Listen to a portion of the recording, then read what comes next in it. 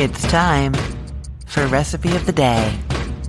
Tomorrow is Valentine's Day, and so I think we all need something special, either for tonight or to have in mind for one of the days ahead on our Valentine's Day weekend. This is a fantastic seafood pasta. So this recipe was developed by Jill Huff. Jill is a good friend of mine and an amazing recipe developer and photographer and cookbook author. I will put the links to her cookbooks in the show notes, but my favorite is probably 100 Perfect Pairings, main dishes to enjoy with wines you love. So it's wine and food pairings, main dishes, which is really appropriate for this recipe that she developed for my site, thecookful.com. This seafood pasta has wine in it, but I'm going to actually tell you as we go through this some substitutions and ways that you can adapt this recipe to your family and to your flavors. I know absolutely I cook with wine when my kids aren't here, but when they are here, I tend not to. Not so much because of the alcohol. I know most of the alcohol is going to boil off, mostly because they really don't like the taste of it. So if that is you, I've got something for you to do. And of course, if you are skipping the wine in the dish, that doesn't mean you have to skip the wine when you're eating the food. You can have a glass of wine with the dinner if you want to celebrate Friday or make yourself a really fun mocktail. Whatever you are craving right now is going to be great with this seafood pasta. Okay, how do you make this dish? I like to do my seafood pasta on spaghetti. I just really like those slurpable strands with all that delicious seafood flavor. So you're going to get a big pot of water on to boil and you're going to cook some spaghetti according to the pasta directions. While that's happening, you get a big skillet over medium-high heat and you're warming up some olive oil, 3 tablespoons, with 4 cloves of thinly sliced garlic and a half teaspoon of red pepper flakes. That's going in there. Now, those red pepper flakes aren't really going to make it spicy. There's quite a bit going on in this dish.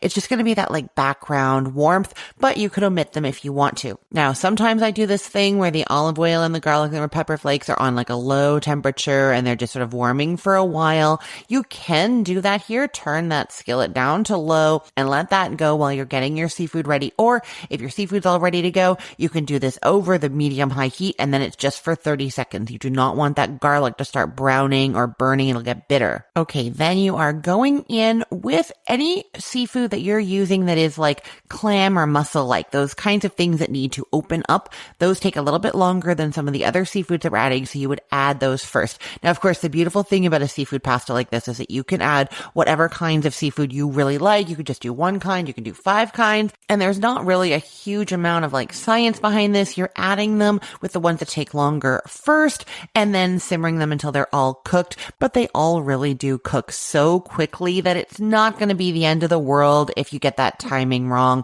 Just cook everything through and then you're getting it off the heat really quickly. I'll explain that to you in a second. So you're going in with some clams and some mussels in their shells. This recipe is serving 4 people, and so you want about 3 of those each. So 12 small clams in their shells scrubbed and 12 mussels scrubbed and debearded. If you get them at a good fishmonger at a grocery store, ask the person there if they are ready to go. They probably will be. So those are going into that skillet with the garlic and the olive oil and the red pepper flakes, and you're also adding in 1/3 of a cup of bottled clam juice, some salt, and some white wine. Now, you're going to be using 1/2 cup total of dry white wine in this recipe, but if you want to substitute something else, what you're going to do is measure 1/2 cup more of broth, and it can be the seafood broth or chicken broth. You're measuring 1/2 cup of that into a measuring cup, and you're adding 2 tablespoons of lemon juice to that.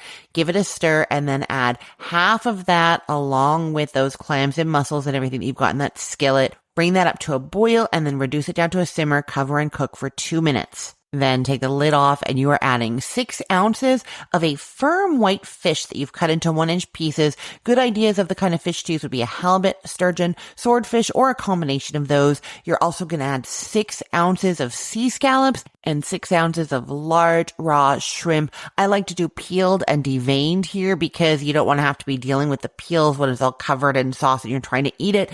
Much easier to take the peels off. Okay, so you've added all those in and you're increasing the heat to medium high, returning it back up to a boil, bring it down to a simmer, cover it up, and then you're cooking it until all those mussels and clams have opened and the fish, scallops, and shrimp are all cooked through. It's going to be about 4 to 6 more minutes. Discard any clams or mussels that didn't open up. Then take that off the heat. By then, you've probably drained your pasta already. You transfer that to a big pasta bowl or individual bowls, and then use a slotted spoon to arrange the seafood on top. You're leaving that liquid behind because to it, we are adding a cup of diced tomatoes. Fresh tomatoes are so good here, but you can instead do canned diced tomatoes. Just drain them. And I always prefer the petite diced if you can get them. Just they're going to spread out through this a little bit better. So you removed the seafood from the skillet using a slotted spoon, leaving behind all that delicious liquid that we developed flavors in with the vegetable broth or clam juice and the wine, and the seafood was all cooking in there.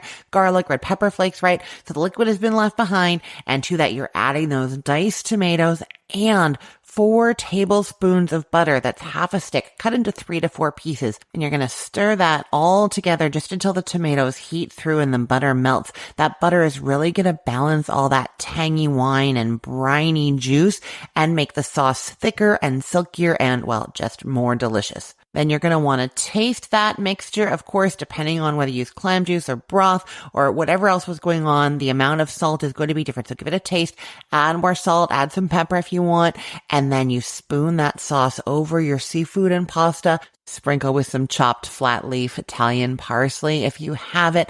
A little bit of dill or like fennel fronds would also be nice, or just leave it as it is and dig into that. Now, I know it sounded like it was a little bit complicated. There was a lot going on there, but I promise this comes together so quickly. It's so easy, but so decadent. It's going to be the perfect start to your romantic weekend. I will put the link to this recipe in the show notes for this podcast episode, or you can head to cookthestory.com/ROTD and get it there. Everything there is arranged by date, so it's helpful to know that today is February 13th of 2025. I will also be putting the link in our Facebook group. I put the recipe of the day link there every morning, so you can always find what I'm talking about, get inspired for what to make that day or in the days ahead. Go and join that group. It is at facebook.com/groups/recipeotd. I look forward to seeing you there. I'm Christine Pittman from cookthestory.com, thecookful.com, the all new chicken cookbook, and from this podcast recipe of the day. I hope you have a great day. Let's get cooking.